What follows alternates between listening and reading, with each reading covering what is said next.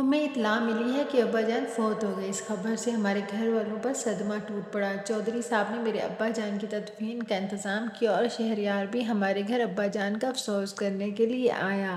اس طرح کافی دن گزر گئے۔ اماں جان کی عدت شروع ہو گئی۔ ایک دن اماں جان نے کہا کہ میرے سونے کے لیے بستر چھت پر لگاؤ۔ میں نے اماں جان کا بستر چھت پر لگانا شروع کر دیا۔ اماں صبح نیچے آئیں اور آ کر پیسے دیے کہ تمہارے ابا دے کر جاتے ہیں۔ ہم نے اماں کی بات پہ یقین نہ کیا اور اس طرح یہ روٹین بن گئی کہ اماں صبح آتی اور ان کے پاس پیسے ہوتے۔ گھر والوں نے اماں پر شک کرنا شروع کر دیا۔ اماں غلط کام کرتی ہیں۔ ایک دن میں اماں کا بستر لگا کر چھت پر ہی چھپ گئی اور تھوڑی دیر بعد اماں اوپر آئیں اور تار پر چادر ڈال کر پردہ کر دیا جس سے چھت کی دوسری طرف کچھ نظر نہیں آ رہا تھا۔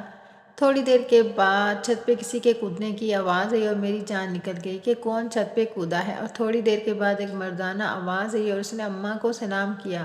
اماں نے سلام کا جواب دیا۔ اس نے ایک پیکٹ اماں کے حوالے کیا۔ اماں نے خاموشی سے یہ پیکٹ پکڑ لیا۔ میں یہ حیران تھی کہ اماں نے پیکٹ کیوں پکڑا، اور اب مجھے کچھ سمجھ آنا شروع ہو گئی تھی۔ میں اس شخص کا چہرہ دیکھنا چاہتی تھی جس نے اماں کو پیکٹ دیا۔ میں نے فوراً ہی اپنی جگہ سے اٹھی اور دیکھا تو حیران رہ گئی کیونکہ وہاں وہی لڑکا شہریار کھڑا تھا۔ وہ بھی مجھے دیکھ کر ایک دم پریشان ہو گیا۔ میں نے اس سے پوچھا کہ تم یہ کیا کر رہے ہو؟ اس نے کہا کچھ نہیں۔ اماں نے مجھے آواز دی کہ یہاں آؤ، میں تمہیں بتاتی ہوں۔ میں اماں کے پاس گئی تو اماں نے کہا کہ جب میں پہلے دن اوپر آئی تھی تو یہ میرے پاس آیا۔ اس نے میری طرف دیکھا نہیں بلکہ میری طرف پشت کر کے کھڑا تھا اور مجھے کہنے لگا اماں جی میں آپ کی خدمت میں کچھ پیش کرنا چاہتا ہوں۔ میں حیران ہوئی اور پوچھنے لگی کہ تم کون ہو؟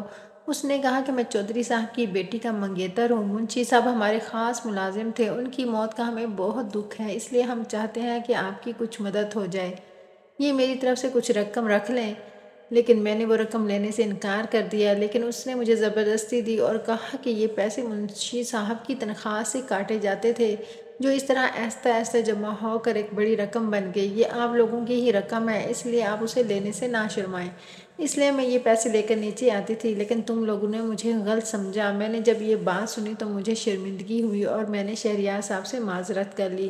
اس نے کہا کہ تمہیں معذرت کرنے کی کوئی ضرورت نہیں، تم مجھ سے دوستی کر لو۔ میں پھر حیران ہوئی، ان سے کہا کہ آپ مجھ سے کیوں دوستی کرنا چاہتے ہیں؟ تو اس نے کہا کہ تمہاری شکل میری بہن سے بہت ملتی ہے جو اس دنیا سے جا چکی ہے، اس لیے میں تم سے دوستی کرنا چاہتا ہوں تاکہ میری بہن کی کمی دور ہو جائے۔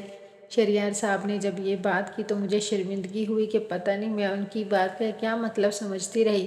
میں نے ان سے کہا کہ آپ اب یہ رقم میرے بہن بھائیوں کے سامنے بھی دے سکتے ہیں۔ اس طرح وہ واپس چلا گیا اور ہر مہینے شہریار صاحب آتے ہیں اور میرے لیے اور میرے بہن بھائیوں کے لیے تحائف لے کر آتے ہیں۔ چودھری صاحب کی بیٹی بھی ہمارے گھر آتی ہیں اور ہماری ہر ضرورت کا خیال رکھتے ہیں۔ اماں رات دن اٹھتے بیٹھتے انہیں دعائیں دیتی ہیں کہ آج بھی دنیا میں نیک لوگ موجود ہیں۔ میں نے پرائیویٹ تعلیم حاصل کرنا شروع کر دی اور ساتھ ہی چودھری صاحب کی بیٹی کے سلائی اسکول میں کام کرتی اور میرے بھائی اور بہن بھی اپنی تعلیم جاری رکھے ہوئے۔ اماں کی عدت ختم ہو گئی تو چودھری صاحب کی بیوی نے اماں سے کہا کہ آپ کسی قسم کی پریشانی نہ لیں، آپ کو کسی بھی چیز کی ضرورت ہو آپ بلا جھجک حویلی آ سکتی ہیں۔ جب میں نے چودھری صاحب کی بیوی کی بات سنی تو میرے دل میں بھی ان کے لیے ناراضگی ختم ہو گئی۔